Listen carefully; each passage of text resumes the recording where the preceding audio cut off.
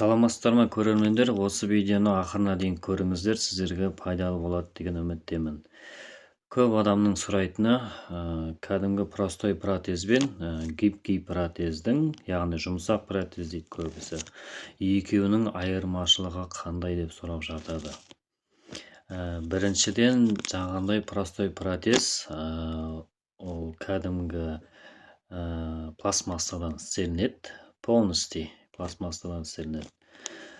Ол жаңағындай жерге түсіп кетсе сынып қалады, оқыс істеп қалсаңыз сынып қалады, жұқалықтан да астыңғы жағы көп сынып жатады.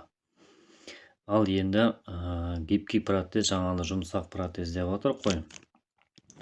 Ол қалай жасалынады? Ол жартылай пластмассадан істелінеді, жартылай как резинка сияқтыдан орта жағы сөйтіп істелінеді. Өйткені оның айырмашылығы былай майыстырған кезде кішкене майысады ол.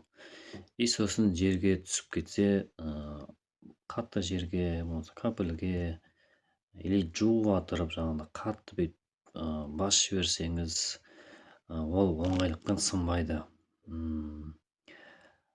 Простой протезбен жаңағы жұмсақ протездің айырмашылығы сол. Жаңағы басында айтып өткендей, простой протездің полностью жаңағындай пластмасспен істелінетіні. Ол жаңағындай түсіп кетсе сынып қалады. Жуыватырып, оқыс қатты қышып берсеңіз сынып қалады. Екеуінің айырмашылығы сол. Бір айта кететінім, жаңағы жұмсақ протездің несі как резинка сияқты бүйтіп қысып тұрады ол. Сонысы жақсы, сынып кетпейтіні жақсы. Сол екеуінің айырмашылығы. Ал былай оның ешқандай бір айырмашылығы жоқ. Ол қалай айтсам болады сіздерге? Жаңағы жұмсақ протез, ол полный ауыз қуысында пациенттің тісі болмайтын болса, егер ол жұмсақ протез, оған ондай тісі жоқ ауыз қуысқа салуға болмайды. Ол жартылай тістері болу керек ол пациенттің. Былай мына жағы, болмаса мына жағында 2-3 тістерден болу керек.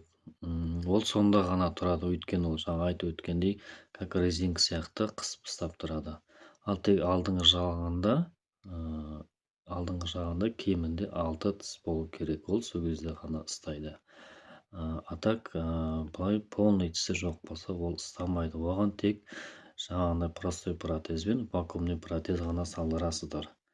Оның айырмашылығы сол, достар. Видеом сіздерге пайдалы болса, лайк басыңыздар, комментарий жазыңыздар, сұрақтарыңызды қойыңыздар, достарыңызбен бөлісіңіздер, ағайын туыстарыңызбен. Каналға тіркеліп кетіңіздер. Жақсы, сау болыңыздар.